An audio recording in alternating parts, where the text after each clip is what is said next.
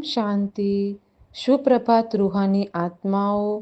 चलिए आज मैं आपको 29 अप्रैल की मुरली के अनमोल महत्वपूर्ण बिंदुओं को छोटे और सरल तरीके से समझाऊंगी। पहला पॉइंट, समर्थ बाप साथ होते हुए भी जीवन में विघ्न आना तय है, क्योंकि यह सब ड्रामा के अनुसार होता है। जैसे यज्ञ में असुर विघ्न डालते हैं, वैसे ही रास्ते में रुकावटें आती है। इसमें परमात्मा बाप कुछ नहीं बदलते, क्योंकि यह सब ड्रामा के अनुसार पहले से तय है। लेकिन इन विघ्नों से घबराना नहीं है, हिम्मत और विश्वास के साथ आगे बढ़ते रहना है। दूसरा पॉइंट, इस दुनिया के सभी रिश्ते शरीर से जुड़े हुए हैं। जैसे माँ बाप, भाई बहन आदि, ये सभी देह के रिश्ते हैं और ये हमेशा के लिए नहीं होते। इसीलिए इनसे लगाव छोड़कर नई सतयुगी दुनिया के लिए स्वयं को तैयार करना है। इसके लिए इस पुरानी दुखों से भरी दुनिया से मन हटाकर केवल एक भगवान को याद करना है। बस याद का नाता और बुद्धि का रिश्ता भगवान से जोड़ना है। यह कोई कठिन कार्य नहीं है। तीसरा पॉइंट, शास्त्रों में देवताओं को हिंसक रूप में दिखाया गया है, जबकि वे अहिंसक थे। शास्त्रों में सत्य बहुत कम है, शेष सब कल्पनाएं हैं।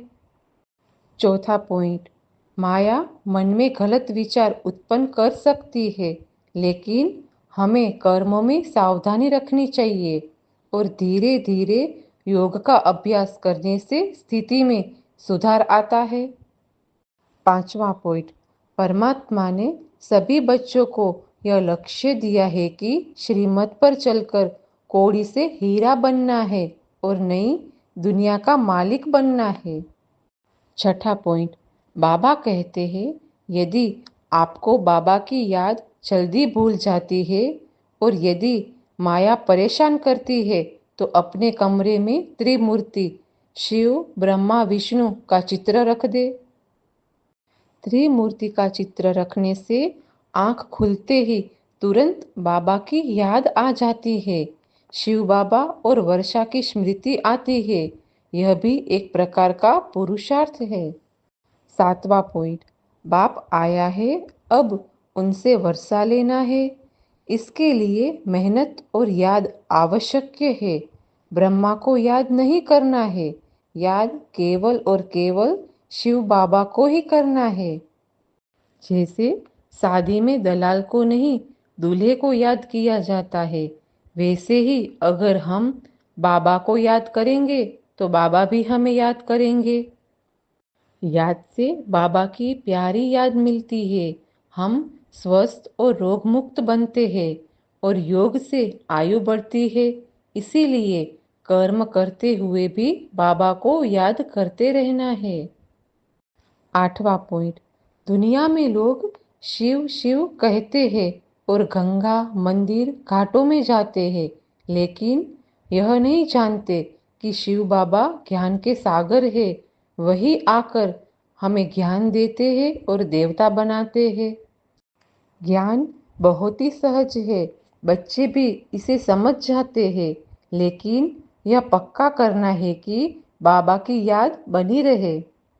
नौवां पॉइंट, आज बाबा ने बच्चों को मनन द्वारा बाप की संपत्ति और अपनी संपत्ति बनाने वाले दिव्य बुद्धिवान भव का वरदान दिया है।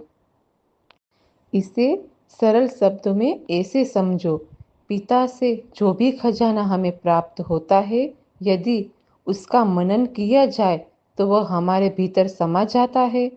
संपत्ति तो सभी को समान रूप से मिली हुई है, लेकिन जो लोग उसे मनन द्वारा अपना बना लेते हैं, उन्हें उसका आनंद और नशा बना रहता है। इसीलिए कहा जाता है, अपनी मेहनत से कमाया हुआ ही सच्चा सुख देता है। जो लोग मनन की मस्ती में सदा मग्न रहते हैं, उन्हें संसार की कोई भी वस्तु या उलझन आकर्षित नहीं कर सकती। ऐसे लोगों को दिव्य बुद्धि का वरदान स्वतः ही प्राप्त हो जाता है। 10वां पॉइंट। आज बाबा ने यह स्लोगन दिया है कि मन की उलझन को समाप्त करने के लिए निर्णय की शक्ति को बढ़ाओ। यानी जब हम सही निर्णय लेना सीख जाते हैं तो मन की उलझन अपने आप कम हो जाती है। इस स्लोगन का सरल शब्द में मतलब है, सोच साफ होगी तो मन भी शांत रहेगा। आत्माओं, मुरली में से छोटे और ज़रूरी पॉइंट्स निकालना और उन्हें समझाना मेहनत का काम है। मैं यह इसीलिए करती हूँ ताकि सारी रूहानी आत्माओं इन छोटे पॉइंट्स को अपनी डायरी में लिखकर दिन में कई बार दोहराए और उन्हें अपने रोज़ के जीवन में लागू कर सके। यदि आप इसी प्रकार सरल और स्पष्ट तरीके से मुरली के पॉइंट्स जानना चाहते हैं तो इस चैनल से जुड़े रहने के लिए सब्सक्राइब करें। इस ज्ञान को दूसरों तक पहुंचाने के लिए लाइक और शेयर करें। बाबा की तरफ से सभी आत्माओं को याद प्यार, गुड मॉर्निंग, ओम शांति।